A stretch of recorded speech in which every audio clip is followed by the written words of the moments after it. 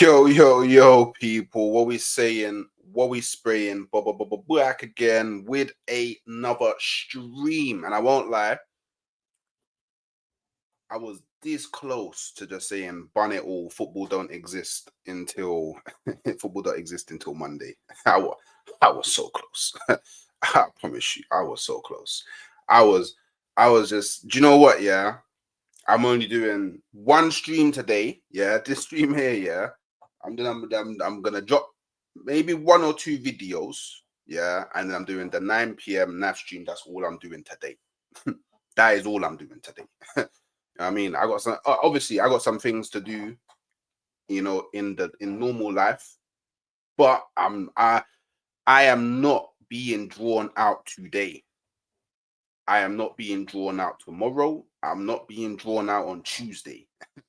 I am not being drawn out by anybody. I will not be drawn out. I am not letting people rattle me on streams. Yeah, this is what will not be happening anymore. You know what? I wish I had a flag because I would have just planted it and said the we will not be rattled by anybody anymore. Because I can't lie, Arsenal already giving me enough pain. I don't need pain from any other sources. I promise you that I do not need pain from any other sources. But obviously, yeah, look, like the title says in it, I won't overreact. Yeah, but there's a lot of things that we need to talk about. There's things that need to be addressed, and I will try my best to address them. Obviously, you know, if y'all want to get involved, then there's things that you want me to talk about. Just fling in, you get it, however you want to fling it in, and we will talk about it. Just make sure you're doing a few things that will really help me out on this Sunday. Well, I was going to say morning, but it's now lunchtime, isn't it? This Sunday lunchtime, just hit the like button. You know, if your like button's grey, it should be white. You know, help a brother out. It brings more people in. It gets more people involved. And it helps with what you can see along the bottom. Let's get to 3K right away. Teamwork makes the dream work. We're on like 2.63 something or other. So we're not too far off of 3K. But obviously this year we want to try and get to 10K. We really want to try and get to 10K this year. And the only way that I am able to do that is through you lot, you know, that continue to come through and support me through thick and thin. I'm well aware that this is probably one of those streams that you really want to support because obviously Arsenal dropped points again. And yeah, just make sure you hit the post notification, you know, so whenever I go live or drop a video, you don't miss it.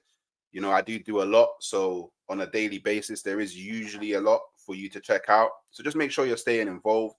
I am trying to find ways to start doing shorts again, you know, because I kind of do my TikTok different now. So I need to find a way to do shorts again. So I'll figure it out. But yeah, I do want to try and incorporate shorts back into the channel. So yeah, just stay involved. And yeah, there's a lot of good content coming up for 2025. We have another About the Fan Monday morning.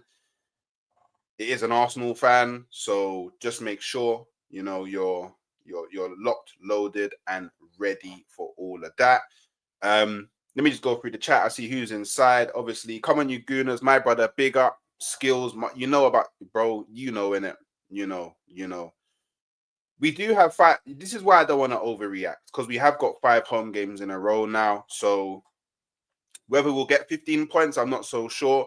But we definitely should do a lot better than what we have. Arteta made the lads paranoid with man. Hey, big up SP, man. Hey, Hooks, remember Naf, you said Arteta needs to win 12 games in a exactly. And the count, do you know what? Sorry, I'm gonna be a fraud. You know me. I don't like being a fraud too often, but I am gonna be a fraud. Just allow me to be a fraud, because obviously y'all the F with me know that you get it.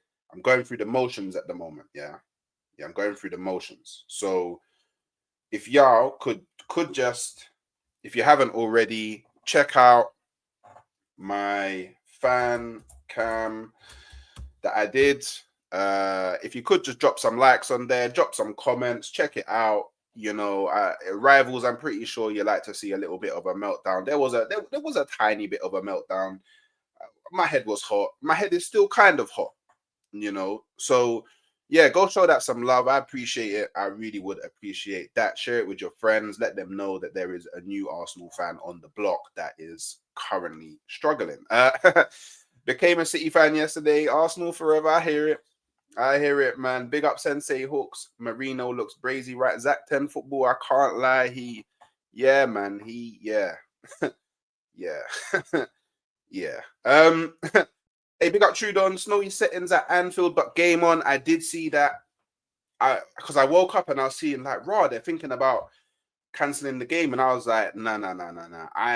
I need another fan base to feel the pain that I am feeling, and that will be Manchester United, because Liverpool are going to put them in an absolute spliff. Big up Ibo, my brother. Big up Hennessy, my brother. Big up Nables, my brother. How you man doing, man? Ibo, I hear it. My head was gone after our draw. Yeah, man. Bun this weekend, Ibo.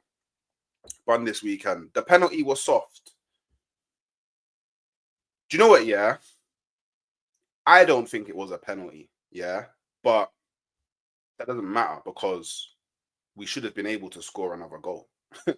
Like, you know what I mean? Like, it doesn't even matter about the penalty. Like, whether it was a penalty or wasn't a penalty doesn't matter. Like, we played poor for like maybe 55, 60 minutes of that game. Like, you can't blame any Arsenal fan that's blaming the penalty. They need to have some shame, man. Like, I can hear the point of feeling hard done by again. I hear it. Yeah, I can hear that point. But we didn't not win that game because of the penalty yesterday. So I don't know. To me, it just feels like you're diverting the conversation to somewhere shameless that it doesn't need to be. You know what I mean? What are your thoughts on that? So I'll be honest, yeah. I think Declan Rice played the Erdegaard role really well. Marino had a few good moments, but just not enough. Do you know what I mean? Not enough from what we need. Just not enough. Really, it was just slow. This brother is so slow. I kind of understand why Arteta put Declan Rice in the Erdegaard role, because I don't like if Marino, if the ball gets, like, if we get transitioned on, the ball gets lost, we get transitioned on high up the pitch, Marino's not covering that ground. He's so slow, blood. He's like a tall, lanky Jorginho, and oh man, Jorginho, yeah. You see yesterday, yeah, I won't lie, the first 30 minutes, yeah, roughly 30 minutes, I think everybody played well. I'll be real. I think everybody played well in the Arsenal team. Everybody. But then about the 30, 35-minute mark, Partey and Jorginho just became super laid back. Gave away possession bare. Like, bare stray passes. I'm thinking, what's going... Like, yo, when man were running at Jorginho, this guy hasn't got a clue what to do. He's so scared, bro. When man are running at him, he's shook. I can't lie, yeah. I can't lie, yeah. I think, yeah, that it's about time that Jorginho never starts again for Arsenal. At least in a game that means something. Do you know what I mean? Like, I think we just have to accept, yeah, Arteta has to accept that Jorginho is the guy that comes on when you're winning the game, like 3-0, and you just want to give rest to your other midfielders, and you want to bring on someone that can just slow the game down, you know, just frustrate the opponent by just slowing the game down and like doing those, like, just passing it wherever he needs to pass it and just like controlling the tempo. But for him to start a game, yeah, man, it's diabolical. And I am here for Hook's misery. We are in this. Yeah, we're in this together, Mohammed, man. We are in this together, man. We are. Because it's a dark time, man. Nables, Rasengan, Arteta, Hawks. I know you have the. You know them ones. Yeah. Rasengan. You know what I mean? He's a. Do you know what? Yeah, Wait, big up. I still remember you said domestic treble for Arsenal. How is that? Well, we're still in everything. And that may be a shameless response, but it's the truth. We are still in everything. We're still in everything.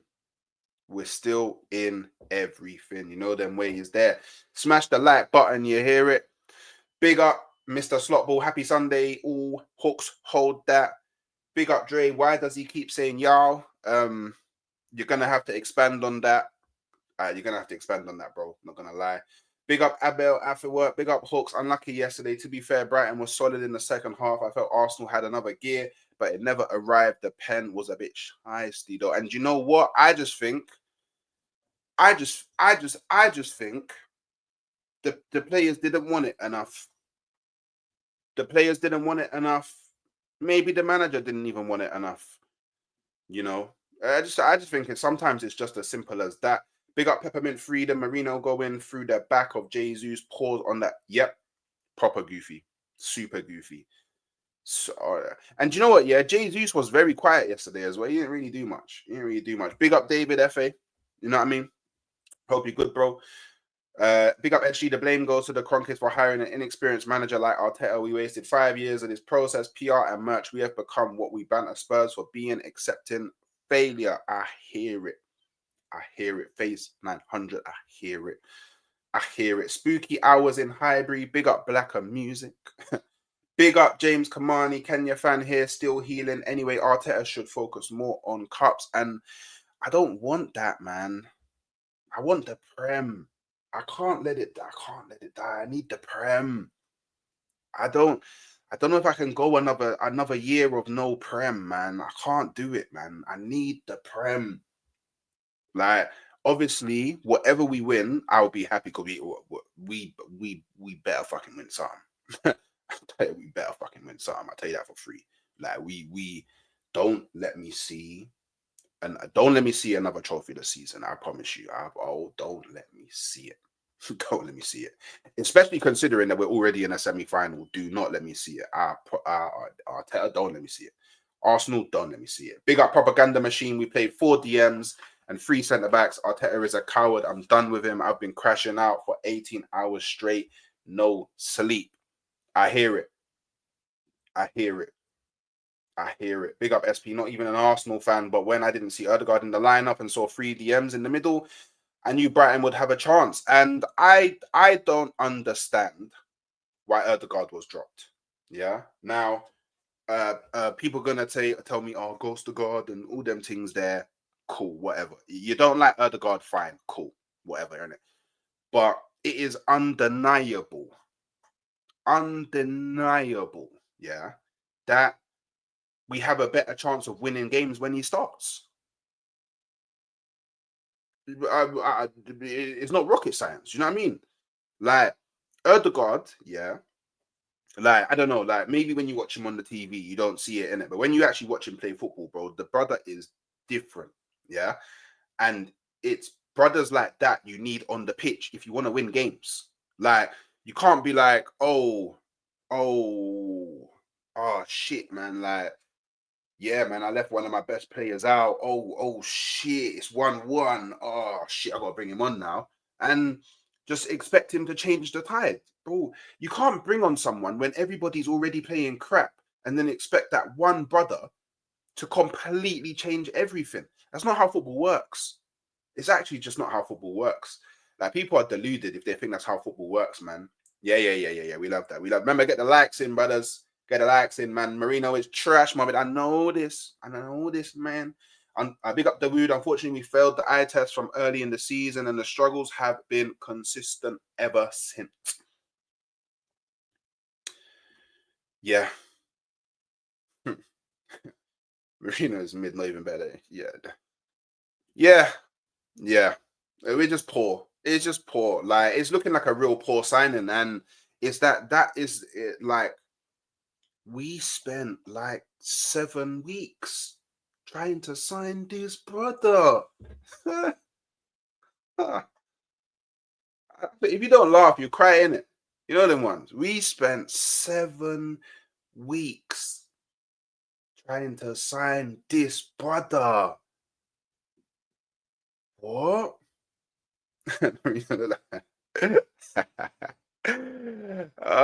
Yeah.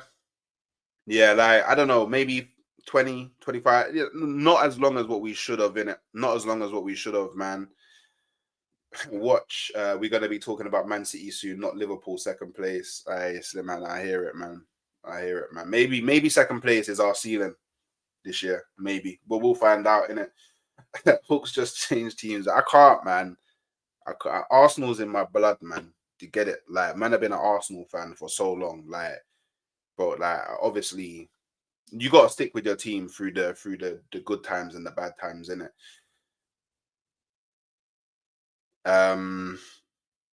Big up Kruma Nuda. If I butchered that, I apologize deeply, but I hope I did okay. Correct me in the chat if I butchered it. I apologize. Jorginho has great positioning too. Bad. He's super slow. Even Busquets was faster than but Bus like bro, like Jorginho, Busquets, like bro, do you know what I'm saying? Like it's yeah, bro, it's crazy. Yeah. Yeah, I'm still confident with that. So out, well, because that Wanyeri got injured, so we have to sign someone before that game.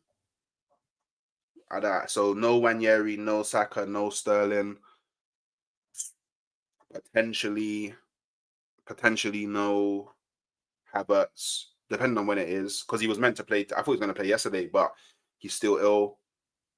Yeah, at least Timber will be back though. So yeah, I think if we can finish off that game in the first leg, then I'm confident. If we can like get a 2-0, 3-0 in the first leg, I'm confident. But the problem is Newcastle are in real good form at the moment. Real good form. My 5-year-old nephew is asking where you got that painting from in the back. Ah,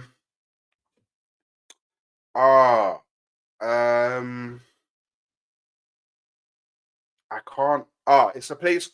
Well, I don't know if they'll still have it because I got it a few years ago. But it's a place called Fish Pools in is it Waltham Cross? Going towards that side, Fish Pools. I don't know if they'll still have it because I got it like maybe 3-4 years ago. But they might have something similar. So yeah, that's where I got it from. I remember I was in Fish Pools with my mom and I saw it and I was like, oh damn, yeah, that's that. It's like that's my type of thing in it. Like you can't see it too clearly, but it's kind of like this Buddha thing in it with the wavy right. That's like it's my type of setting in it. You know what I mean? Big up Alexander Delos. Big up Dios. Arteta lose the fans if he. Yeah. He might, you know. He might. He actually might, you know. Now Mikel is done out here. Not gonna lie. Big up Yasa TV. Hey, he might be, you know. He might be, you know. He might be. He actually might be, you know. Hey, big up Buddha. Big up Hawks. Remember, you said, yeah. I did. But it still stands. It still stands. It still say if Paul win, like people, yeah, people, yeah. There's a few things in life that's guaranteed, yeah. Taxes, Liverpool punching up Manchester United today. Anybody that's wishing on a star, yeah, that Liverpool drop points, jeez. No, I just didn't. I just chose to not do the watch along in it. I just wanted to focus on the game, like. So when I'm doing watch alongs, like, because obviously I'm watching and then I have to watch it, and you get me, I'm into it, and I'm and like I just wanted to just focus on the game. And I tell you what, if I did the watch along yesterday, I probably would have ended it. I probably would have ended it early. I won't lie. I was so frustrated yesterday. I was so frustrated yesterday. Big up Cologne GFC, LFC, Wagwan Hawks. Didn't know he was playing. He likes to go missing when you need him. Nah, man. I don't do other got slander over here. When you better learn to play through pain. No, no, no, no, no, no, no. Mm-mm. I I don't want to ruin the young Bucks career by making him play through. If Arteta plays him through pain, I swear down. Hmm, I swear down. Arteta is a very good coach, but just barely a good manager. Our Arsenal scouting department / his decisions on transfers are shit. Yeah, yeah, yeah, yeah, yeah, yeah, yeah, yeah, yeah. It's a conversation. Toe and V is a conversation. Invincible gonna be real hooks. We are shit.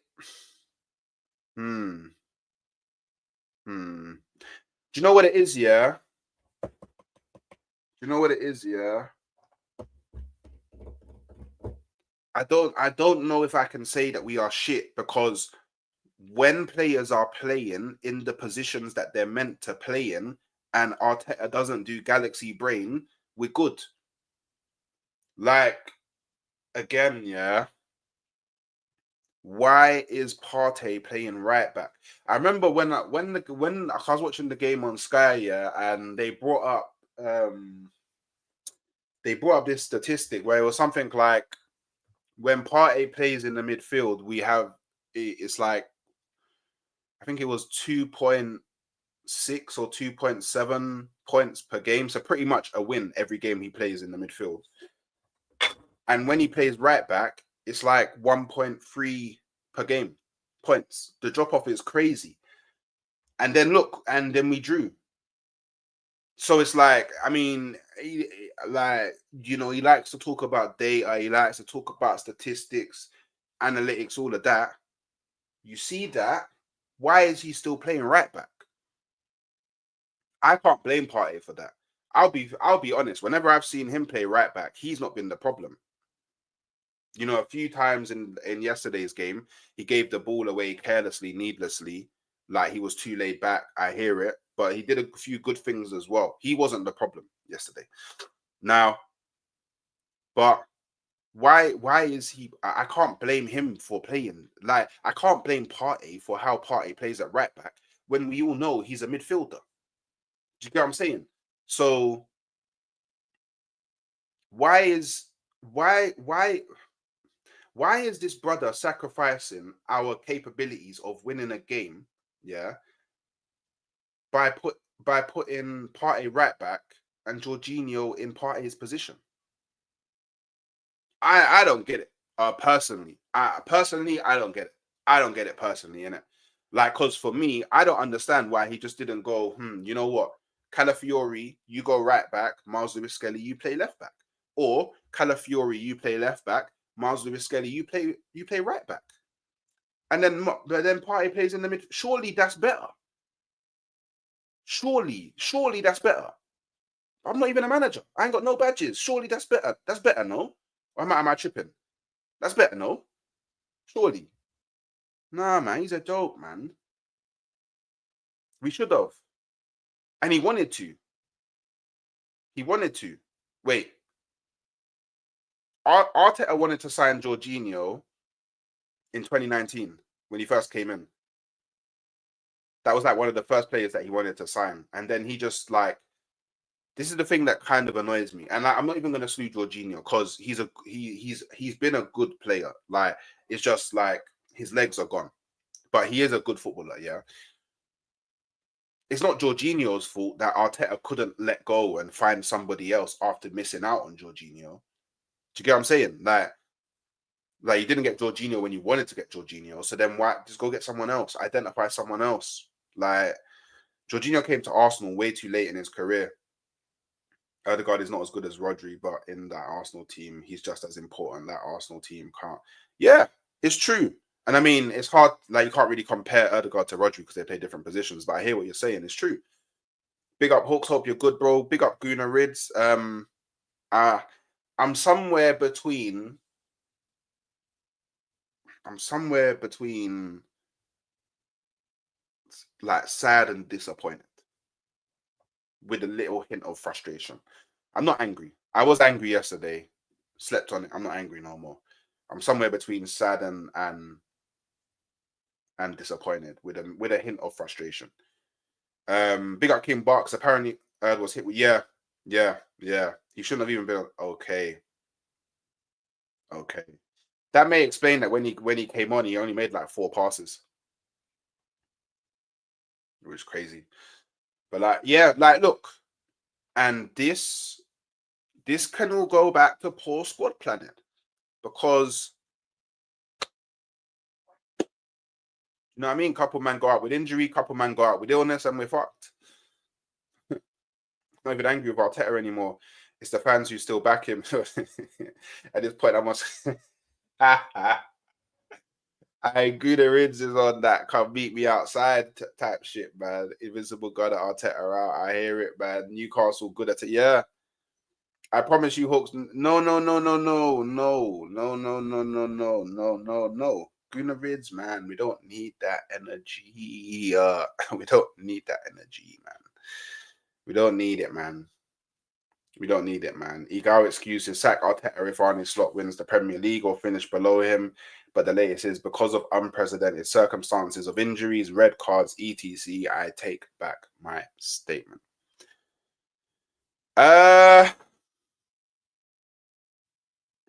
Yeah, I was kind of disappointed that Ego took back his original statement. Because the thing is, yeah, like, I don't know, maybe I just see football a bit different, yeah, but isn't it your job isn't part of your job as a manager to navigate through these things and be able to navigate through them? I lie. Am I missing something here? I'm pretty sure that's your job as a manager. Like, you're meant to deal with like the things that are thrown at you. And it's like, yeah, you can, yeah, do you know what? You can say, since we've seen Declan Rice and Trossard sent off for second yellows for wasting time, we haven't seen that happen again in like 196 games. We haven't seen it. We just haven't seen it. So you can be like, okay, so clearly the PGMOL have gone, you know, behind closed doors. They've probably gone, you know what? If we stick to this, there's going to be loads of red cards this season. So they've gone, okay, let's just be a bit more lenient with it. Cool. Which they're well within their right to do, by the way. They're well within their right to do that. Yeah. But it doesn't change the fact that Arsenal was the only club that suffered from it. So you can say that's a bit, you know, it's a bit spooky. You can say that. I think it's fair to say that. But, yeah, in that Brighton game, when Declan Rice got sent off, we was winning. We still should have won the game. We still should have won the game. We didn't lose the game. We didn't draw the game because he got sent off. We drew the game because we made some stupid error. We done something stupid. Do you know what I mean? He didn't change it up. Like, he didn't make the right decision. Do you get what I'm saying? Then in the Man City game, be it as it may, a lot harder, but we was winning. We had to go 45 minutes without Trossard, and we got. See, this is the thing, yeah. We got all the way to the last kick of the game. We were still winning. So that's on us. That's not on the fact that Trossard got sent off, because if it was on Trossard getting sent off, he would have got sent off, and then immediately we would have caved. But no, we stuck it out. We grinded all the way until like the last kick of the game. So again, you can't really blame that on the red card, but it is spooky that it hasn't happened. It's very spooky that it hasn't happened since, innit? Cool. You can go. The pen. I don't think it was a pen. I still don't think it was a pen. Yeah. But cool. It's a pen. The penalty happened. It's 1-1. We can actually talk about things like why was we even in a position to give away the pen? You can talk about that. Why was we even in that position? Shouldn't have been in that position. You can even say, why was it even 1-0 at that point? Because we should have scored. We had chances. We should have scored before then. I remember Marino missing like a pretty much on like, wait, gone, here you go, Marino. Just put it in the back of the net. He missed it. So again, you can't blame it on the, and then even though they scored, we still had 11 men. Can't even run the 10-man thing. 10-man excuse. Can't even run it. Do you know what I mean? Can't even run that 10-man excuse. So why couldn't we score another goal? That's the problem. The problem isn't that the ref gave the penalty. The problem is that we didn't score another goal. That was the problem. And who knows? Maybe if Arteta started, I don't know, defenders in the defense, opposed to a 32, 33, 32-year-old Partey, who's a midfielder. Maybe the game goes a bit different. Do you know what I mean? Like maybe if he just goes, oh, the guy that I'm training to be a fullback, maybe I play him fullback. And then I play my best midfielder this season in midfield, and then maybe we win the game, no? So I don't think, like, again, I can hear how the decision's a bit spooked, because what an Arsenal fan will do is they will look at other times where similar things have happened and Arsenal haven't got the penalty. But then you don't even need to go as far to go to another Arsenal game. You can literally go to a game that was played on the same day. Yeah. Kulusevski did the Captain America shield charge to Gordon, bust up his nose, bleeding, everything, no penalty. I mean, I personally don't see the difference. So you get it. So, but the problem is now Arsenal fans, yeah. Arsenal fans will focus on that instead of everything else. And I think this is what annoys. I think this is what actually annoys, like, fans. Do you know what I mean? I think that's what actually annoys fans, is that the fact that, like, usually when like questionable things happen to Arsenal, like the fans, they ignore everything else. Ignore everything else. Everything else gets ignored. So yeah, man. And actually, this is true. This is true. As Thierry Henry said, Liverpool plays like they are trying to win the game, and Arsenal playing like they're trying to hold the lead. And it's true. Why the hell? Sorry, just I got a bit triggered there. Why are we wasting time when we are 1-0 up in the first half? Brother, what? Like, sometimes I got like, I'm sitting down watching the game and I'm like, wait, I thought I supported Arsenal. I thought I supported a team that's trying to win the league. Why are we employing tactics like we're in a relegation battle?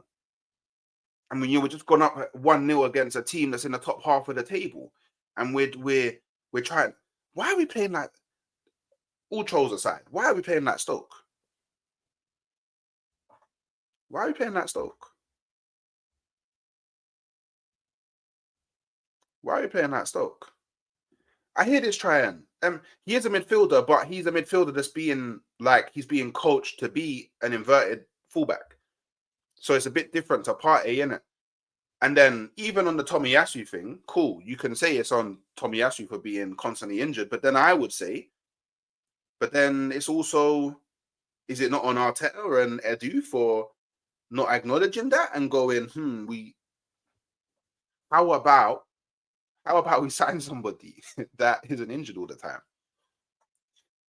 But then what did they go and do here? Because this is the ultimate galaxy brain, yeah.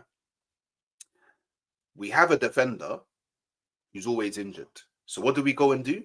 We go and sign a defender who's known for having a massive injury that nearly ended his career. And we go and sign him. And then, surprise, because you can tell, look at me, you can tell how surprised I am, that he's playing in a league that's more intense and he's picked up more injuries. Hello? I mean, you couldn't write this shit in a book. It's crazy, man. Big up Boston, though. There is a bug sickness in the camp. Erdegaard looked like, yeah, man. But I hear that, but the performance was still dead. Like, I'm gonna blame performance before I blame the penalty, because we can control our performance. We cannot control what the other things that happen in the game.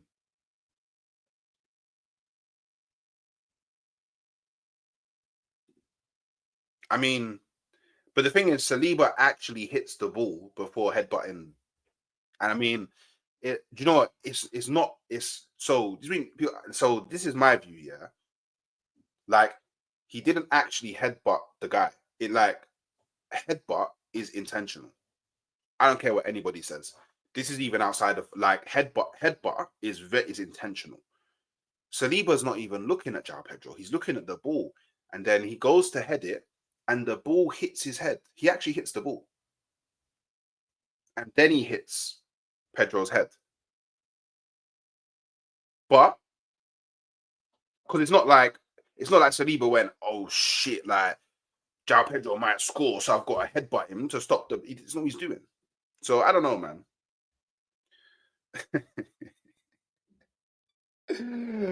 Holy man, yeah, it's true. We just stink right now, man. Stink right now, man. Yeah, it's on them as well, Hooks. No one is just to blame. It's on multiple people. Yeah, man. But a lot of it does come back to the manager. I can't lie. A lot of it does come back to the manager. I just gone back in time and looked at all the mistakes Arteta has made. His criminal left strikers on the bench to play ESR and a false nine versus Villa. Hey, I mean, if you see, because I don't have the heart to do that right now, but I'm pretty sure if you went back and looked at all of the times where we didn't win, probably should have won, it can probably all be pinned back to poor in-game management or poor team selection or poor acquisition. All of them. Do you know what I mean? Or not doing a sub until like the 85th minute in the game. Do you know what I mean? So I don't know, man. Like it's just, yeah, it's just we're just stinky. Or that, or I guess, but better to say, when Arteta makes certain team selection decisions, we're stinky. Big up Danilo. Warm hooks. Arteta has poor game management. Yeah, skill or IQ. Yep. Very inept in his selection. Play with fear. Very defensive. What happened to the old Arsenal attack? Exactly. This is what I want to know, man. This is what I want to know, man. This is what I want to. We challenge for the league and sign 3 players who are not an upgrade on any of the positions of players. Yeah. We didn't get any ceiling raisers. We got some floor raisers. We didn't get any ceiling raisers. And no slight on Calafiori, because I actually like Calafiori. I just don't understand why we signed Calafiori first and then signed Mikel Moreno and then signed Sterling. Like,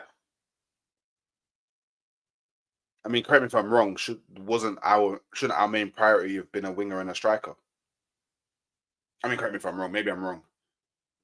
I mean, maybe I'm wrong. I mean, maybe I'm wrong. But yeah, I don't know. Maybe I'm wrong, but I don't know. I find it a bit weird how yeah.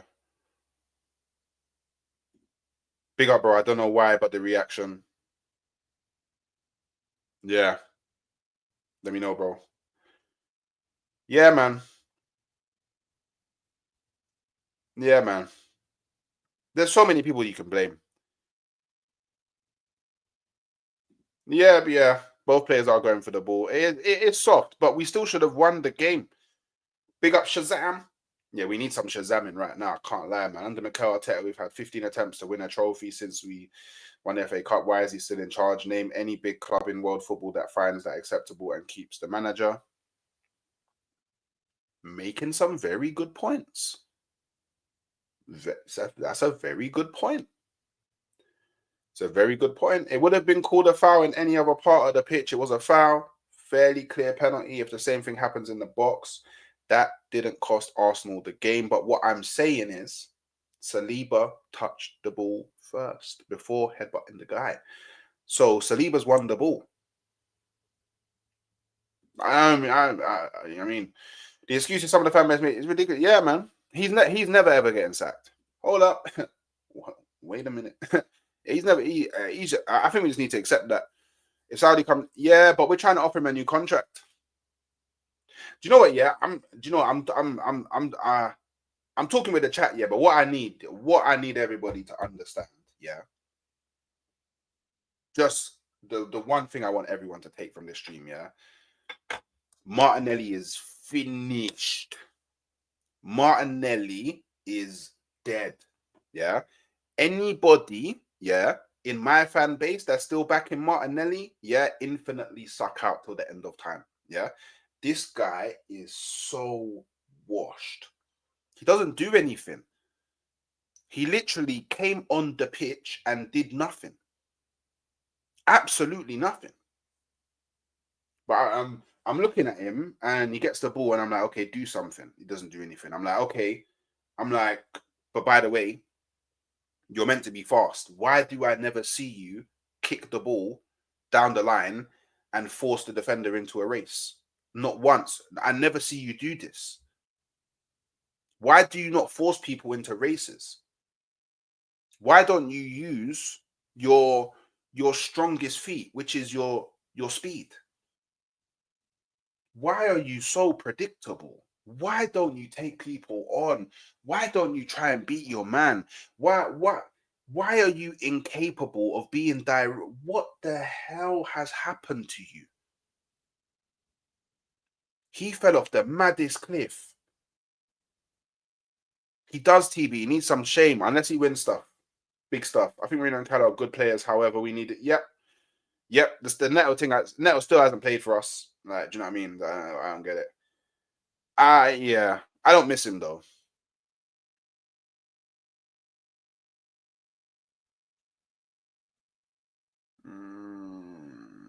I don't know, man. We need to stop signing left backs, man. But I swear I heard man say he does have good game management and he does change mid-game. My bad if it wasn't you. It was the game before last with them two other brothers. Well, I mean, there's games where he does have good in-game management, and then there's games where he doesn't have good in-game management. These things, you know, then they're not black and white, Campbell. You know, you can have good game management in some games, and then in some games not have it. Do you get what I'm saying? Like, it's not like, oh, you just infinitely have poor in-game management.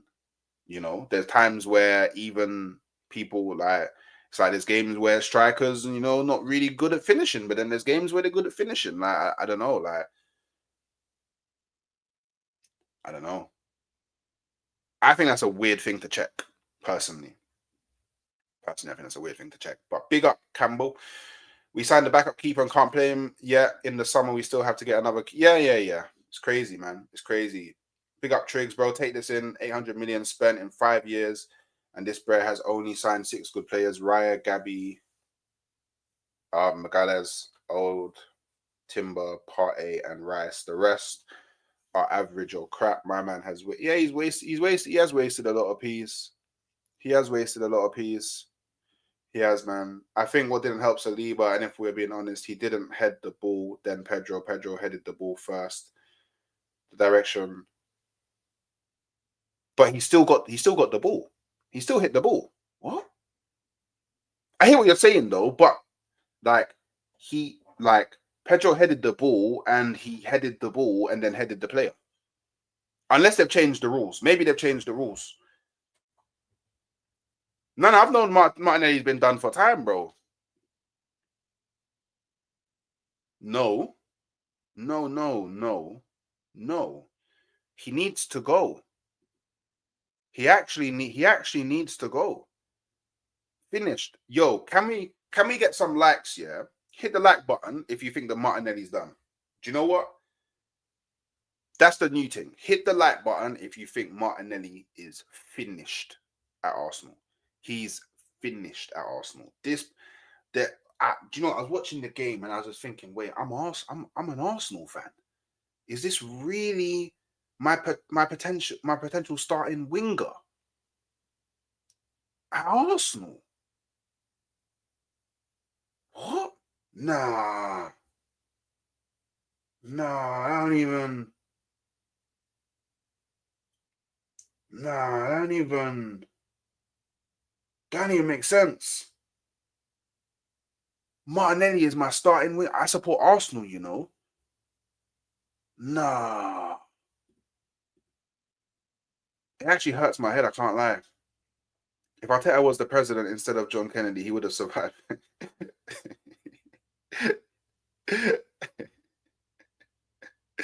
I big up Samuel G, man. Damn, I came in late post. But yeah, Hooks, I feel sorry for you. Thanks, bro. I appreciate it, man. I agree. He's done, TB, man. He's finished. It's game over.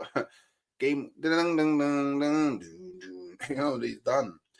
But James Harrison at Everton is, yeah, man. And this is the thing. You don't even need to go to the best wingers in the world to find an upgrade on Martinelli. And you know what, people? Let's be honest, yeah? Because I know there's gonna be a lot of evil eye Martinelli fanboys just in the like scheming, hating on man, yeah. Let's have it right. Arteta tried to sign Mudryk. To do what? Replace Martinelli. Arteta then signed Trossard, who he didn't sign Trossard to be a super sub. He wanted to replace Martinelli. He then tried he tried to sign Nico. He still wants Nico Williams. Why? To replace Martinelli. So the manager is actively trying to replace this guy. I mean, obviously, he's not trying hard enough because he doesn't need to go for the super. Like, he could just go for anybody. Honestly, like, it's not that hard to replace him, but he's actively tried to replace him. Since we lost 3-1 to Man U, I big up my guy Evan Marley. That season, we made the miracle run. He has slowly been getting more and more conservative. Our timid play just makes us so much easier to defend and makes our attack weak. He does need to be a bit more fearless. You know what I mean? He does need to be a bit more fearless. Oh shit. I just saw this in it. Yeah, I'm gonna be going for like another 10 minutes. If you want to have your say. Where should I send it to you? Twitter, right? Twitter. Wait, what you called on Twitter?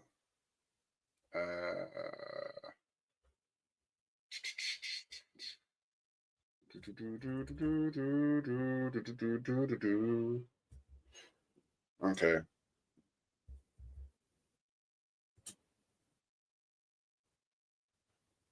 What? Try again. What? Try again. I've sent it to you. I've sent you the link in it. You can come have your say before I step out. Was Martinelli's first knee injury from 2020 ever revealed? Must have been a full ACL tear. He hasn't looked explosive. Potentially, Chris Welton. But even then, if that is the case, do you know what I mean? Just get him gone. Do you know what I mean? Honestly, what do you mean? Why? What you telling me? Hooks couldn't score. Yeah. It's crazy. It's crazy. Slot Inzaghi, Flick, Conte, Simeone, Ancelotti, Luis Enrique, Pep, Emery, all more qualified managers than Arteta to manage Arsenal. If we are actually a big club, why don't we have one of these managers? I don't know, bro. I honestly don't know. Oh, he even super chatted to me.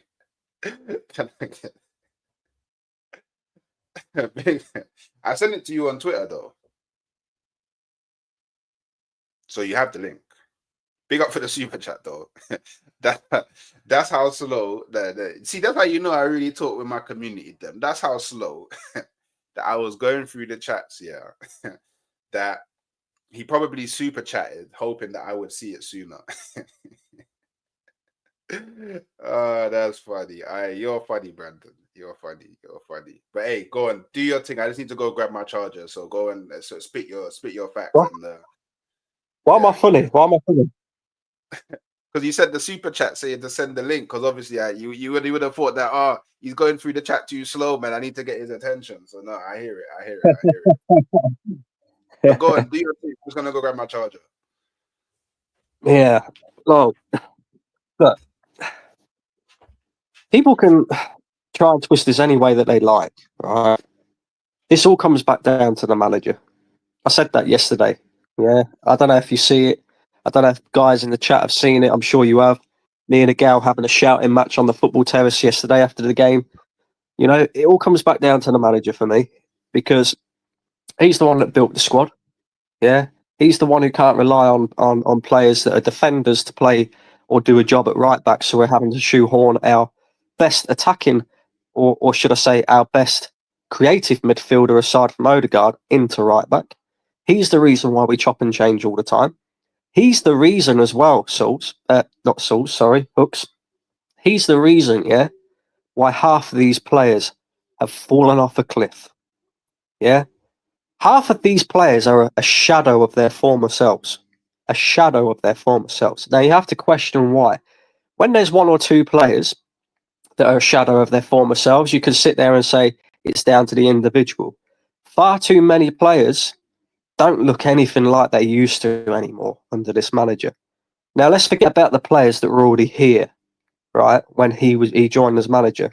So the likes of Saliba, the likes of Saka, they were already here. I'm talking about the players that this guy has invested money in. Trossard last season was our second top goal scorer. He looks like a shadow of himself this season. Yeah, he looks like he isn't comfortable doing what the manager is asking him to do. Martinelli 2 seasons ago was bagging 15 goals. Yeah, this ain't a bad player. You look at him under Emery. Emery had him firing. Yeah, firing. So it's not that these players are that bad, Hooks. It's just the system. When it comes to system ball, when it comes to system ball, if the system don't work, everything else around it falls down. And the system is not working because. Listen. Martinelli is bad though. I'm sorry, Martinelli is actually bad though. Like nobody can ever fool me. Like I don't care what Martinelli did 2-3 years ago, because I'm not watching 2-3 years ago. I'm watching today, and today he does fuck all. And then you can say it's the system, but we've drawn 3 and won 10 in the last 13 games. So it's not like we're losing bare games. Like we're winning games. We're getting positive results. We're playing okay. Like we can play better, yes, but we're probably not winning the games we need to win because of people like Martinelli not doing what they need to do on the pitch. It's that simple. Honestly, it's that simple for me. You know what I mean? If you bring in any other winger, you don't even need to. You can bring in any winger from any club in the Premier League from 10th to 20th. Put them on the wing. Does better than Martinelli. No, I disagree. Nah, man, he's finished. He's finished, Brandon. Hey, man. listen. He's done. I'm with you. I'm with you, and I've been saying this since the season began, really, since the end of last season. When you look at Arsenal to get over the line in terms of winning the big trophies, is Martinelli the guy? No. Is Trossard the guy? No. Is Havertz the guy? No. Marino, you could go through the squad. Hey. So when you look at top players in this Arsenal team, just remember that. Sorry. Just remember that Havertz is Havertz is our top goal scorer right now. Just remember that. That doesn't matter. No, that doesn't matter. But if you remove them goals, just remove them. Remove them goals. Tell me where we are. Yeah, okay. Again, while I completely understand that, is Havertz going to be that guy in the number 9 who scores Arsenal 20 goals in the season that goes on to win them the league title? Is he going to? What I mean by that is he the difference maker? Is he the guy who is going to literally take the game by the scruff of the neck. If he played, we win that game. I disagree again.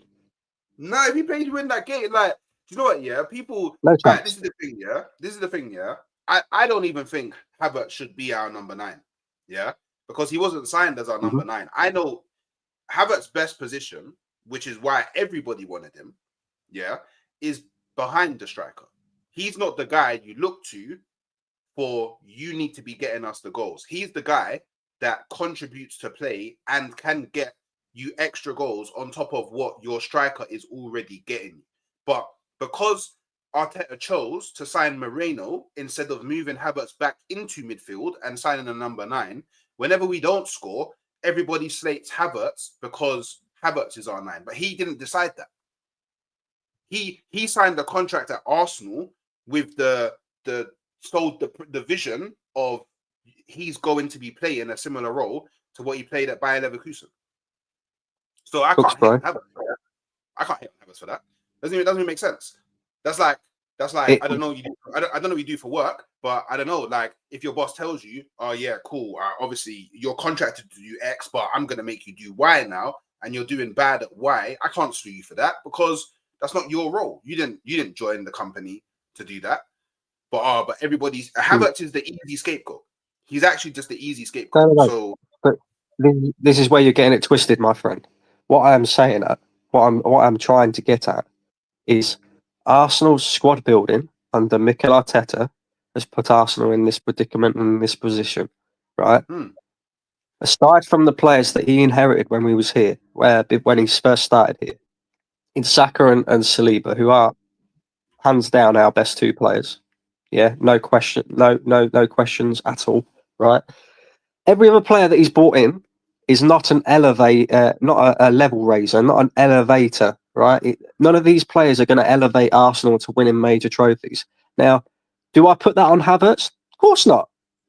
Is it Havertz's fault that Arsenal decided to drop £65 million and pay him 270 grand a week? No. But I don't know why that matters either. By the way, like it's rhetoric that I see a lot of the fans talk about, and I honestly don't like. I don't know why we do investment banking football analysis. Like it doesn't make sense to me because why what he's getting paid why does it matter what he's getting paid? This is why we do investment banking football analysis hooks, because we know our football club is one of them football clubs that reach a certain point and then they become self-sustaining football club again. Yeah, we know this. We see it under the Arsenal. We've seen it so many years under this Kroenke ownership that Arsenal reach a certain point and then it doesn't become about winning anymore, because it never has been about that under this ownership, right? It's always been about Champions League football. So when you know that your club is inevitably going to become self-sustaining again, you have to spend your money wisely. Now, given the likes of Jesus and Havertz 200 grand plus per week, and then them not being the level raisers that you need to take you to league titles, to take you to major trophies, right, is not a fault of the player, but a fault of the football club and how they've spent that money. That is why you see Havertz, for example, getting as much scrutiny as what he does, because people are looking at him as the guy that the football club have brought in to be the level raiser, and he's not a level raiser. He never has been a level raiser. But to bring me back to my whole point. But fans think this. Like, I'm not even trying to like come at you or anything like that, but this is what fans think. But fans will also ignore the fact that Bayern Munich wanted Havertz, Real Madrid wanted Havertz. It wasn't just Arsenal. And if Havertz went to Real Madrid or to Bayern Munich for the same amount of money, getting paid the same amount, they wouldn't be talking about Havertz in this way. It's only because we haven't gone and filled other roles or upgraded other roles in the team that people are using Havertz as the scapegoat. It's just that simple. Like, so what are you gonna tell me that Real Madrid's ownership is crap or Real Madrid's manager is crap because they wanted Havertz? You're not gonna say because that. The difference because you love Real Madrid, you love Ancelotti, you love Perez. Like, do you know what I mean? Like the difference. What's the difference? the difference with Madrid and the difference with Bayern Munich is they already have the level raisers at their football club.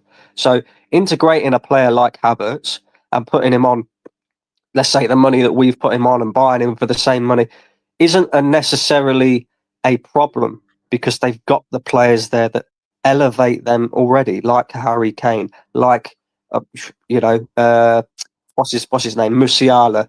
Real Madrid have got Vinny Jr., Rodrigo, Mbappe, all these players. Arsenal don't have them. Arsenal have Bukayo Saka and William Saliba, and that is it. And everybody else is integrated into this team to try and fit a system, to try and fit a way of playing. Hence why. Declan Rice isn't hang on. Hence why we chop and change all the time, right? Now, going to yesterday's game, this is where my problem lies, and this is why I say it all comes back down to the manager, the recruitment of this football club, and everything else. For us to be 5 years deep, have spent the money that we've spent, to have to play one of our better midfielders at right back is a disgrace in itself. To have to be able to rely on a 17-year-old to do the business for us in Saka's absence is also a disgrace in itself. But when you look at yesterday, we got ourselves into a position, we're 1-0 up, right? When it goes to 1-1, people will disagree all day long about, is it a penalty, isn't it a penalty? So it's irrelevant whether I say it is or it isn't, right? Yeah. Because loads of people have differing opinions. Some people say it was, some people say it wasn't. The fact and reality is the penalty was given. So my analysis of yesterday's game comes after the game goes 1-1. Whether it should have or shouldn't doesn't matter.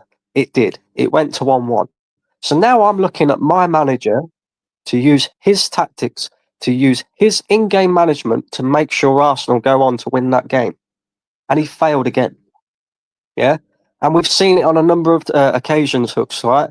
Go back 2 years ago, Arsenal drew 3-3 against Southampton. That was Arteta's doing. Yeah? Last season, at home to Aston Villa, when we should have won that game, could have won that game, and that would have won us the league. That was Arteta's doing because he decided to bring Zinchenko back into the fold after we hadn't seen him all season. Go to this season, you could talk about yesterday. You could talk about Bournemouth, yeah, when Saliba gets sent off, and it's at the time it's still 0-0.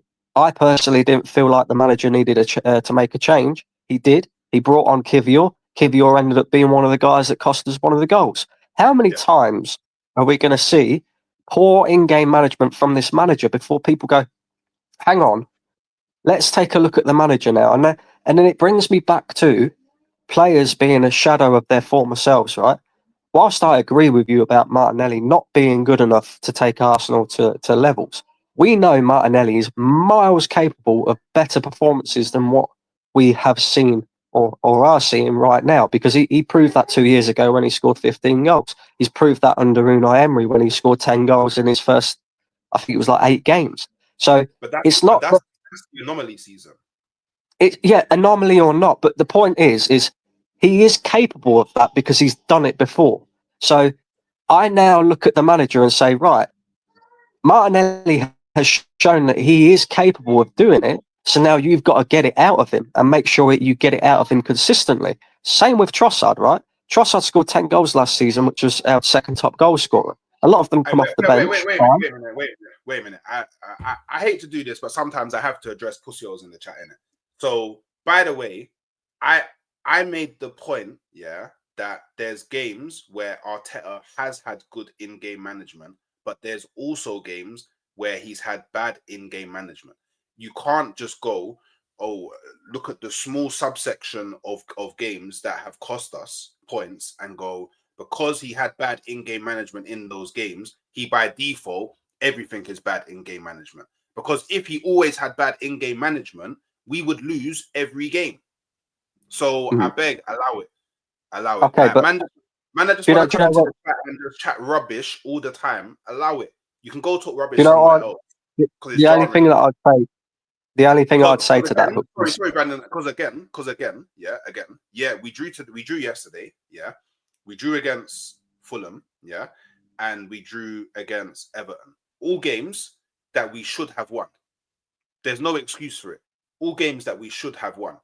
But again, widen the perspective. 3 out of 13 games we've drawn, the other 10 we've won. But man want to sit here and say, but I'm the weird one for remembering that he had bad in-game management from like 1-2 seasons ago. This is the problem, yeah. This is my actual problem with a lot of Arsenal fans, yeah, is that cool. Everyone's allowed to support the club in the way they want to support the club. Cool. I don't police how people support the club. But as soon as a bad result happens, yeah, they completely get amnesia and forget about all the good things. The amnesia just hits them immediately.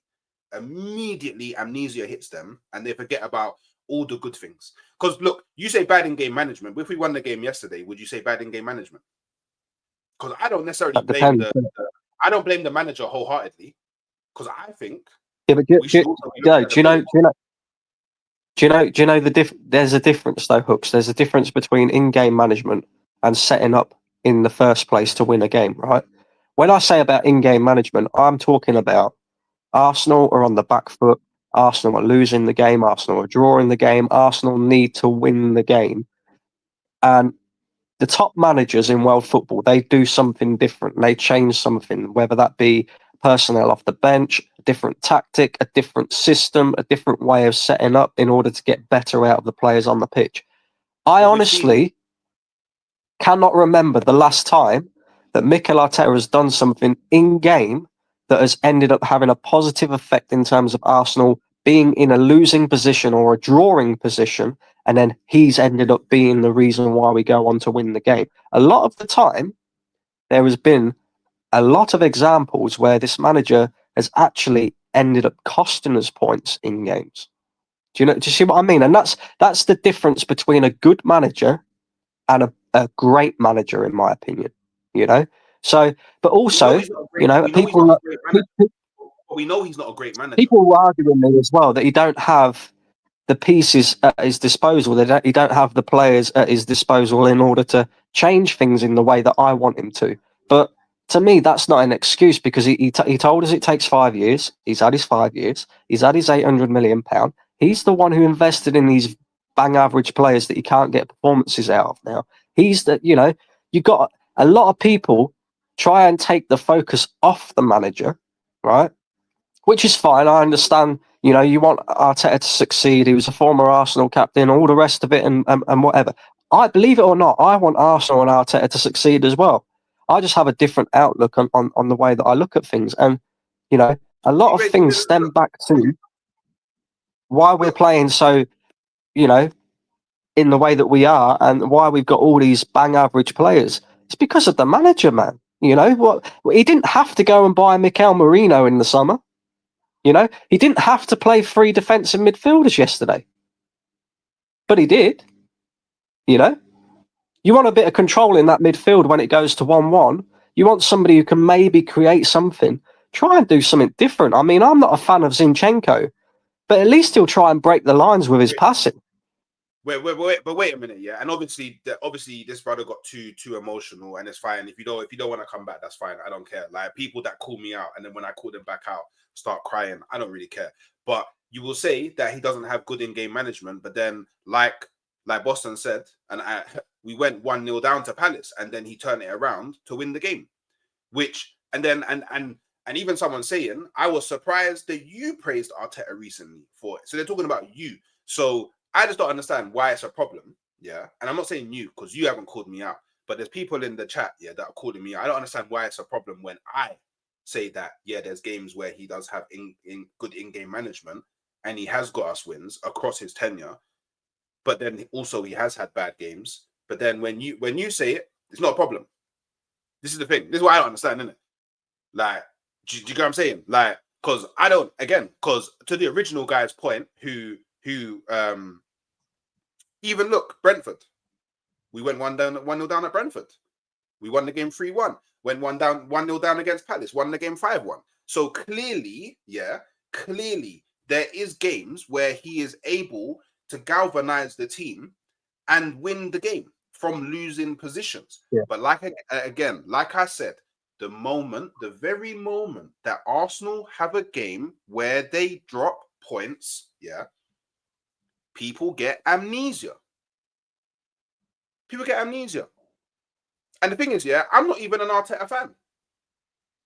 I honestly don't care if Arteta stays or goes. Like, I honestly don't care. If Arteta was to get sacked tomorrow, cool. Bring me a new manager. I don't mind. I'm not going to be like, oh my days, Arsenal just made the worst mistake that they've ever made in the history of time, because I don't really care. Like, I don't have any relationship with Arteta. He's not my brother, not my dad. You get it? Not family, not a friend. But he's just a guy who's at the helm of my club. And currently, he's not doing what he needs to do to get us wins in games that we need to win. It's another game where we should be winning that we didn't win. And that's on him, but it's also on the players as well. Because are we going to sit here and say that we didn't have a good enough lineup to beat Brighton, who are on a poor run of form themselves? It's not just Arteta's in-game management why we lost the game. It's the players on the pitch not wanting it enough. You're telling me the players we had on the pitch, we can only score one goal. It's a joke, man. But obviously, I get it. I get what you're saying. I do get what you're saying. But what I will say, Hooks, is when that lineup comes out yesterday, and you're seeing a midfield three of Marino, Rice, and Jorginho. Are you looking at that midfield thinking, yeah, we could go on and win this game 2-3, 4-0? Or are you looking at that midfield thinking, oh, mate, I don't know where the creativity is coming from? Because I was looking at midfield going... I was confused. And I was very annoyed, because I've said it on the stream. I was very annoyed that he opted to move Partey to right back instead of just going, maybe I'll play Calafiori there or Miles Lewis-Skelly there instead. So he actively sacrificed our ability to do better in the game by moving our best midfielder this season into a defensive position. I've already said it with that. I know this. I want to go back to what you said earlier about Rice, right? Because you asked me about whether Rice was a level raiser or not. I think the Declan Rice of last season is a level raiser for Arsenal. Declan Rice of this season is not a level raiser for Arsenal. I actually don't know what Declan Rice's role is in this Arsenal midfield in this current moment in time. I look at the way he was yesterday, and I'm watching this guy try and do everything. He's trying to be the six. He's trying to cover for the midfield. He's trying to be the shield in front of the defence. He's trying to create for Arsenal. He's taking set pieces. He's doing all the jobs that of three different roles in the midfield. And I'm thinking to myself, okay, you know, we played him yesterday to be the six. So be the six. But what are the other two midfielders doing? You know, that's where the question lies. And I don't solely blame Declan Rice. Again, I'm looking at Declan Rice and I'm watching performances that he was putting out for West Ham, performances that he was putting out for Arsenal last season, you know, when he was fresh to this.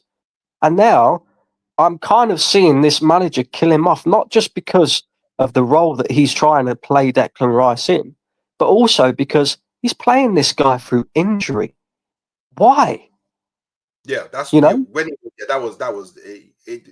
it's weird when he does that. His press conference before this game, all he kept talking about was Rice has had niggles, Rice has had this, Rice has had that. Why the fuck are you got him trying to cover three positions in the midfield yesterday then?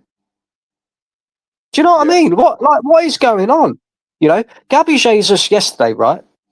Gabby Jesus was really poor. A lot of people are calling Gabby Jesus out, right, for yesterday's performance. The only thing that I would say, and I will defend him on this, he had no service. Yeah. The guy just scored 5-6 goals. People don't say that for Havertz. Yeah, people don't say he has no service. People don't ever say that. And the other thing as well is the way that we play, right? A lot of people are looking at the way that we play and say it's boring, it's this, it's that. It's basically shoehorn football, horseshoe football, right? We get ourselves into so many good positions all throughout the game. And I want you to watch out for this, Hooks, right? Next time Arsenal play. The amount of times we get ourselves into the final third, we've dragged players from the opposition's team out of position, and we have an opportunity to move the ball quickly and move the ball into space, and we slow it down and pass it backwards, sideways, recycle the ball. And I just think, why are you doing that? You're allowing teams to get set back into their positions again and then wondering why we're finding it difficult to break it down. Well, I actually worked this out. When you look at our front three, it doesn't matter who we play in the front three. It could be Havertz, could be Jesus, could be Saka, could be Trossard, Martinelli. It doesn't matter, right? All of our attacking players want the ball to feet. None of them make a run off the shoulder. None of them are like an Aubameyang that makes the run off the shoulder of the defender and gives them something to think about. Everybody wants to come short. Everybody wants to cut inside. It's so easy to defend against. You know, why are we doing this? Why has this manager not gone out and brought an out-and-out pacey winger, somebody who's going to threaten him behind? Why has he not brought a proper number 9 in 5 years of being here? And now we're looking at that. He's tried and now we're looking, and the guy's going, oh, well, we might not have enough money in January. We might not be able to do it. Well, is there any wonder why these owners are probably looking and going, well, we've given you 800 million, mate. You know, you've wasted a hell of a lot of that money. When you look at 800 million, right, over 5 years, let's just say Arsenal got a 22-man squad this season, right? Take out the players that were already here before, you know, that are currently here. Take out the players that were already here before he got the job. So Saka, Martinelli, Tierney, Saliba, and I think that's it. I think the rest he's signed, hasn't he? Right? So that's 4 players out of your 22. So that leaves you with 18 positions to fill. Let's say £800 million. Divide that by 16.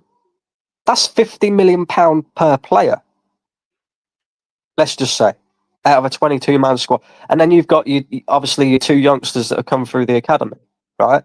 So that takes up 2 positions as well. So on average, this guy, if he'd have spent that 800 million wisely, could have every single player in each position could have he could have spent £50 million on. Instead, we've wasted money on the likes of Lokonga, Tavares. We've got players here still that are out on loan that are going to be returning soon, like Fabio Vieira, Marquinhos. You know, the list goes on and on and on. And then we look at our 2 biggest transfer windows, or the last 2 transfer windows where we spent money anyway, right? Declan Rice was brought in for 105 million. He was brought in to be Arsenal's 6. Currently, he is not only being Arsenal's 6, but he's also being Arsenal's 8 at the same time. So he's covering 2 positions in the midfield, right? Then you brought in Havertz to be the 8. It hasn't worked out for him to be the 8. You found him a position as the 9, but he's, as I said earlier, he's still not the level raiser that we need in that number 9 position. So that hasn't really worked out in our favour either. So there's, you know, let's just say there's £165 million that hasn't worked out in the way that we wanted it to work out in terms of their positions being filled in this Arsenal team. Then you look at the summer transfer window. We bring in Calafiori, who, in my opinion, isn't actually that much better than Zinchenko, personally. Yeah, he isn't that much better going forward. He isn't that much better defensively. He's just got nice long hair and people fancy him, so, it's all right. But I'm willing to give the guy the rest of the season and let him settle in. Then we brought in Mikel Merino when we need an attacking option in midfield. We all know that injuries happen in football. It's unfortunate that Bukayo Saka and Odegaard have spent a long period of time out for Arsenal this season. But I think we all knew it was coming at some point. It was inevitable that Saka was going to get injured. It was inevitable that at some point we was going to have to play the game without Odegaard. So why is the manager going out there, bringing in a midfielder who is not creative at all, right? When you've already got a number of midfielders that could basically do the same role as what, you know, Merino does. And then we're all sitting here wondering, oh, well, Odegaard's injured or he's not very well today. So we're having to play a midfield 3 of Merino, Jorginho and Rice. And then we're all sitting there going, where's creativity coming from? You know, the manager is sole responsibility for this because he invested in the wrong profile of players in the midfield. His squad building in the midfield and the attack has been nothing short of atrocious. Defensively, yeah, spot on. We've got a defence there that we can look at right now and say, if anything's going to win Arsenal the league, You know, we could go into next season. If anything is going to win Arsenal the league, it will be our defence, because our defence is that good, and our defensive record, and we don't tend to concede many goals. You know, our defence is brilliant. Midfield and attack, atrocious. Yeah, atrocious. And I wouldn't be surprised, Hooks, if these owners don't give this guy another penny. You know, if it was me, I Some would argue that personally he wouldn't. shouldn't, though. I wouldn't. Some would argue, yeah, exactly. So some would argue that he shouldn't. To be honest, me personally, like, I don't know, like, I feel like we just need to upgrade the squad in certain areas, and I don't know. It's kind of like a stuck between a rock and a hard place, because, you know, can you trust Arteta to sign the players that we need to sign? But we still need to sign players. So it's like, damn, like, if I give him no money, we're stuck with what we have, and what we have, is that enough? Probably not. But then there's always the risk of, if we give him money, he doesn't actually buy who we need to buy to upgrade the squad. So we're kind of stuck in the city. Like, but we have to sign players. I don't think any Arsenal fan can look at what's currently going on and just not accept that we have to sign somebody. So yeah, it's a difficult place to be in. And someone asked a question earlier, yeah.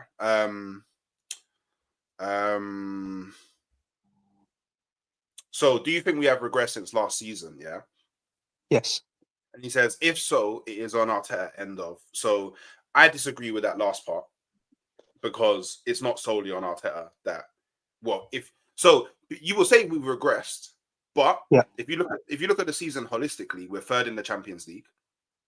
Uh-huh. We're in a semi-final of a cup. He's actually taking the cup seriously now. We're in semi-final. What everybody wanted him to do, he's doing. We're in a semi-final of a cup, and we're second in the league. We're like, holistically, yeah, we're not actually doing that bad. Holistically, we're not actually doing that bad. So to say we've regressed is mad, because last season we was already out of the Carabao Cup. So saying that we've regressed is actually factually incorrect. We're only like, what, I think 2 to 3 points off of where we was last season at this point. I don't call 2 to 3 points regression. I'm sorry, I don't call 2 to 3 points regression. I'm sorry. It's if Slot didn't come in and doing what Slot was doing, bearing in mind, yeah, the players that he has in his squad, yeah, and the lack of injuries in offensive areas that he's had, yeah, you haven't had a dip. They're getting new manager bounce. This is what they have. They have new manager bounce. They're flying. Liverpool are badding it up. But if Liverpool wasn't doing what they're doing, yeah, we would be a lot closer to. We'd actually be first. So when you look at it holistically, yeah, to say that we've regressed, I think it's a bit too much. Like, obviously, we're not doing as good as what we should be doing. I think those are two different conversations. Like, we should be doing a lot better than what we're doing now. We should be. But I'm in a semi-final of a cup. I'm second in the league. I'm not mathematically out of it yet. Not yet. I'm not mathematically out of it yet. I haven't lost the league yet. I'm third in the Champions League. I'm qualifying to the next round through being in the top 8. So I skip out on a few games in the season as well. I'm in a transfer window. Who knows what could happen by come the end of the transfer window. Maybe I have improved my squad a lot more. Maybe I haven't. But that's a judgment that I can make on February the 1st. Our next our next 5 Premier League games are at home. Or 5 games. Our next 5 games are at home. So there's a lot we can. Someone's Never a Foul raid. Oh, big up Naf for the raid, by the way. Big up anybody that's come through from the Never a Foul raid. Just make sure you're liking the video, subscribing to the channel, all them things there. And look, the thing is, yeah, I'm not. Again, I always say this. I'm not one of those Arsenal fans that's like a super fan of Arteta. I'm actually not a super fan of Arteta. I'm just saying that what a lot of people wanted to see Arsenal do in general, we've done this season. I watched all of you, man. And all of you, man, have told me I wanted Arteta to take the domestic cups more serious. We're in the semi-final. So how can you complain about that? Depends on your outlook of it again. So I keep calling you Sauls. Why do I keep calling you Sauls? It's Hooks. Hooks. Yeah. Depends on your outlook again. You know, you just pointed out how you look at things. I personally look at things a little bit differently. Look at the points total for last season. Are Arsenal going to achieve that this season? I don't think so. You know, Probably not. last season, in the second half of the season, I believe we went on a 15-game unbeaten run, and there was quite a lot of wins in that 15-game unbeaten run as well. I don't see this Arsenal side going and doing a 15-game unbeaten run right now. You know, Neither do I. we're not playing in that same way. Actually, wait, aren't we on a? Well, I mean, unbeaten. So you don't mean winning. You mean unbeaten run. So on unbeaten run, like I'm pretty sure we're close to 15 currently in the Premier League. Yeah, but the last game we lost was Newcastle. So technically speaking, the run that you don't think is going to happen, we're actually pretty close to making it happen. Yeah. However, the 15-game unbeaten run last season consisted of 13 wins and 2 draws. You know, it's that when you're going for the title, the draws actually hurt you more than what the losses do. And Arsenal are drawing far too many games. You just spoke about how our next 5 games are all at home. Well, we've just been through a period where Arsenal fans, including myself, was looking at it going, right, we don't leave London. You know, we've got all these games in London. We can prepare properly because we haven't got to travel and all this, that, and the other. We've actually dropped more points in these games than what we did in our first 12. And our first 12 were much more difficult fixtures all away from home. Wait, have we? Yeah, because we drew to Fulham. We drew to Fulham. We drew to Everton. But Everton's not in London. Oh wait, Everton was home. Yeah. Okay, yeah, cool. So drew to Everton, drew to Fulham. Every other one we won, right? Yeah, and then obviously we drew yesterday. I know that was in Brighton, but this was also part of the period as well. Yeah. Whereas this, when you look at the first 12, actually ended at Brentford because Brentford was our last London game. Brentford. I'm sure there was another game that we dropped points in. Was there not? No.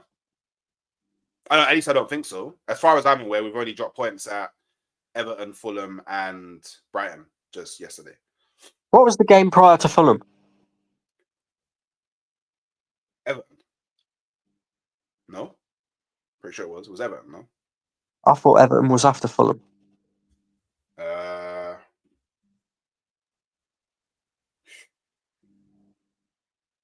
Man United. We played Man United at home. So we beat West Ham. Okay, cool. So it actually started from, well, I mean, obviously we drew to Chelsea, then we beat Nottingham Forest at home, then we beat West Ham away, then we beat Man United at home, then we drew to Fulham, then we beat, then we drew to Everton, then we beat Crystal Palace. Actually, that was EFL Cup. We beat Crystal Palace 5-1. We beat Ipswich. We beat Brentford. So in this period, the London period that everyone was talking about, we dropped 6 points. No, we dropped 4. 4. We dropped 6 points. No, we dropped 4 because the London period is what people. So I mean, and I don't. I'm talking about. I'm included yesterday as well. We dropped 6 points. Okay, but that's not part of the London period that people was talking about because Brighton isn't in London. No, but when's our next tough fixture? In the league. In the league, yeah. I guess you could argue the North London derby, which is our next Premier League game. Our next one. Yeah, our next Premier League game, 15th. Yeah. See, that's why it gets a bit confusing. But when I was on Potts' channel, we was talking about this period. It was, even though Brighton wasn't in London, we was including the Brighton game as well. Yeah, because obviously Spurs away.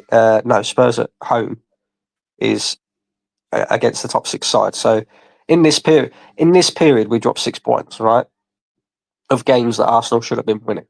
So I don't look on this and say that Arsenal are going to go on a major run that's going to go on and win us the league, unless we do some business in January, potentially. You know, I look at Liverpool right now. don't really see them dropping that many points, but you never know. Yes, we're in the semi-final of the Carabao Cup, but we've got 2 legs against Newcastle. We have to win that home leg on Tuesday. If we don't win that home leg on Tuesday, forget about it. Yeah. I agree. So, again, there's that situation. FA Cup with Manchester United is early on in the FA Cup. We should beat Manchester United. So, yeah, again, while I understand that he's taking cup competition serious, I think all of our expectations at the beginning of the season was for Arsenal to at least challenge, if not win, the Premier League this season or win a major honour. Definitely win a trophy. So we're going to have to see what happens come May and whether we've actually got a trophy in the bag or not. But what I would say, Hooks, another thing that's been quite embarrassing about all of this is we've just watched Man City go 1 win in 14 or 2 wins in 14. They're 6 points behind us, bro. 6 points behind us. We know that they're going to go and do some business in January. So what are Arsenal fans going to say then if Man City finish in front of us as well as Liverpool? Because there's a possibility. Well, I mean, just to throw it out there, like my thing for this season is if he doesn't win me a major, then I want him gone. Just because I know that a lot of people in the chat probably think that I'm some super Arteta fan, and no, I just like, I don't like one way conversations, because don't get me wrong, I appreciate what you're saying and I hear it a lot, and to an extent I agree with the majority of it. But if we, so cool, we got Newcastle, then we got Manchester United, FA, that's Carabao FA Cup, and then we got Tottenham and Aston Villa. Yeah, I think both at home. Yeah, if we win all 4 of those games, we win all 4 of those games, that means on a Premier League run, if we're talking just Premier League, we would have won, I think, in our last 15, we would have drawn 3 and won 12. Which means we'd actually be in terms of just Premier League, we would be unbeaten in 15 games. And the only thing that we've done different from last season is we drew 1 game where we won that game last season. Yeah.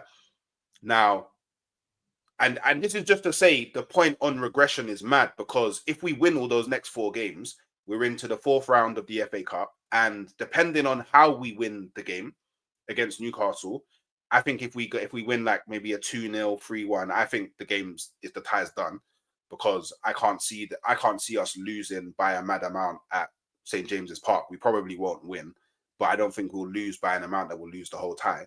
We're potentially into a final.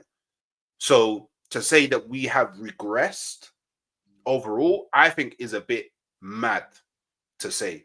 And then on the flip side, and it's something that I always say, and it does tie into this super chat. Big up 7-inch Destroyer. Give Slot respect. He is brilliant. From an Ajax fan, I think what Slot has done this season has been amazing. Yeah. But I am one of the fans who believe, that there is still every potential for Liverpool to drop points. Yeah. And just as easy as we've seen Manchester City, who been the best team in England over the last however many years, we've seen them drop points. I don't think it's so far out of the realms that Liverpool will drop points as well. Our remaining fixtures are a lot more favourable than Liverpool's. Yeah, but are Liverpool going to potentially drop? Because they've got 2 games in hand. So say they win them 2 games in hand, that's 11 points. They're winning against Man United today, so yeah. But let's say they do win their 2 games in hand. That's 11 points. So will Liverpool drop 11 points, and Arsenal not only capitalise on them 11 points, which is something that we fail to do a lot, capitalise on other people, but also continue on with the winning as well. It's an awful lot for us to do to catch up. It is, but this is the position that we're in. I don't know if we'll do it. The only thing I know is Liverpool have to go Tottenham, Chelsea, Arsenal, Brighton back to back. Yeah. Towards that part, that's hard to do. Towards the end of the season, that is hard to do. So I'm not saying that Liverpool are 100% gonna drop more points than Arsenal. I'm not saying that because I still think Arsenal are gonna drop more points. I just don't know if Liverpool are gonna carry on with this absolutely monstrous form. I don't think anyone can say with their hand on their heart they know for certain that Liverpool are going to carry on with this monstrous form. And I think until I can't judge Arteta on failing to win the Premier League until he has actually failed to win the league. Yeah, maybe this conversation's a bit more premature then. Maybe we have this conversation again, Hooks, on the 1st of February. When all four is it? Yeah, all four of them fixtures would have been played by then. And we would have seen if we've actually dipped into the market. Yeah, exactly. Yeah. So we have that conversation again on the 1st of February, and then we'll see where we're at. But I mean, I don't know. Maybe I'm a bit pessimistic. I don't see us winning all four of them fixtures, personally. We might not. I'm not saying 100% we're going to win it. I'm just saying if we win all four of those games, we're in the scenario that you speak of that we needed to do, which is be on a 15-game unbeaten run. Yeah, but then obviously the conversation changes if we don't win all four of them games. You know, that's the fine margins. Yeah, 100%. But football is fine margins. I mean, you probably hate to say that because that's a Arteta quote, but football is fine margins. You know, we could, you know what I mean? We're over here using Arteta quote. But look, my thing is, the only way that I will 100% concede the Premier League earlier than it being mathematically impossible is if we don't sign anybody in January. If we do something stupid like sign a defender.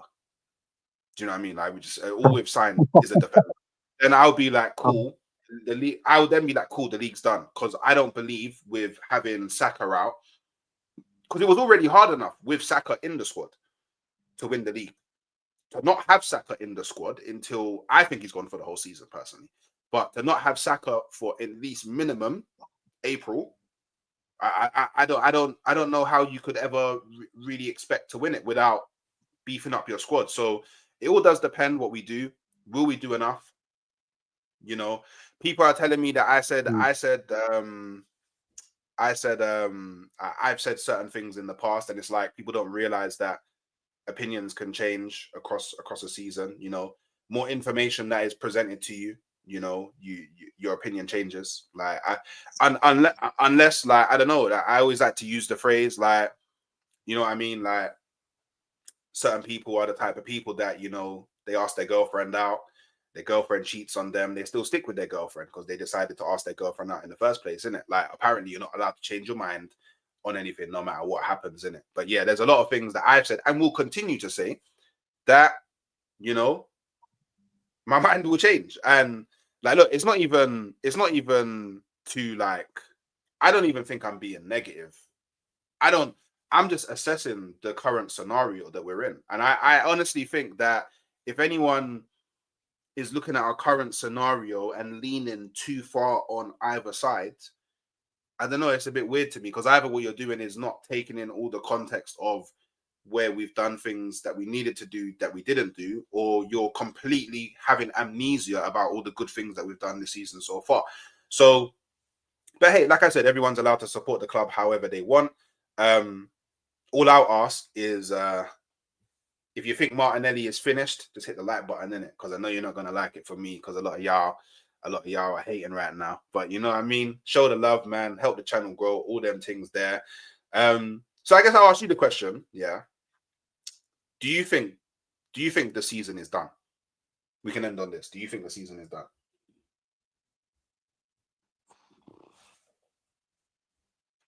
Again, it depends on your outlook of things. I'm in the same camp as you, Hooks. I said at the beginning of the season, win me a major honour or go. Yeah. A Carabao Cup is not enough, in my opinion, after a 5-year process and all the rest of it.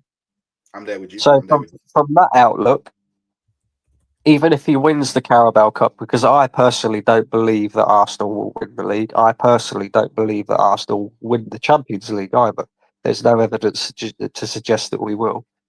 So it's not over, but it's edging further that way, in my opinion, if that makes sense. For other people, the season won't be over because they'll be looking at this Carabao Cup saying, if we could get that under our belt, that's a good thing. Give the squad a little bit of a winning mentality. Maybe we'll go on, in seasons to come to push for the major honours. Again, I'm not in total disagreement with that, but I also think that Arteta should have been doing that along the way anyway, throughout this 5-year process. So, for I me, agree. there's a lot of things that need to go right. We need to dip in the market. We need to win against Newcastle on Tuesday. We need to somehow put some major run together where we're not struggling for goals. We're actually, look like the Arsenal of the back end of last season, the Arsenal of 2 seasons ago that were tearing teams apart, that were comfortably winning games and moving on to the next. I just don't see that happening right now. I see a lot of performances happening where it's very, I don't know. I come out of some of these games and I just think we're lucky to win. In some of these games, Ipswich was a prime example. Very lucky to win that game. Very lucky yesterday to come out of that game with a draw in the end. Because Brighton looked like the more likely to go on to win the game. So it's little bits like that bother me. A lot of people are saying we need to go in the market for a striker. I completely agree with that. I think we need a striker. We need a clinical number 9. But that's not my priority no more. I'm looking at Arsenal right now. We're struggling to create. Even with Odegaard in the team, Mm. Arsenal still don't create as much as what they should.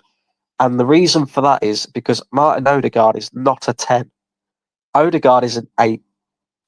In my opinion, Arsenal need to go out and buy a creative number 10, a midfielder who is going to create, who is going to come up with assists and goals. Yeah.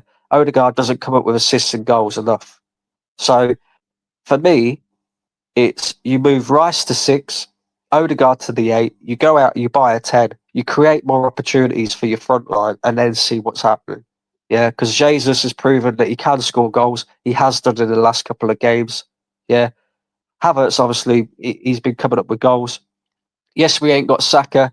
Yes, we ain't. We're relying on the likes of Trossard and Martinelli, who, a lot of people right now are saying is finished and buried at this football club. But whilst I agree that they're not of the level, I also do think that we're not getting the best out of them.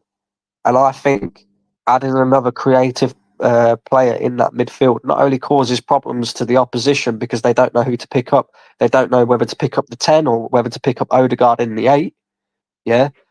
It also allows our attacking players to be a bit more attacking. Do you know what I mean? So for me, Arsenal need to go out in January, go buy a 10, see what happens from there.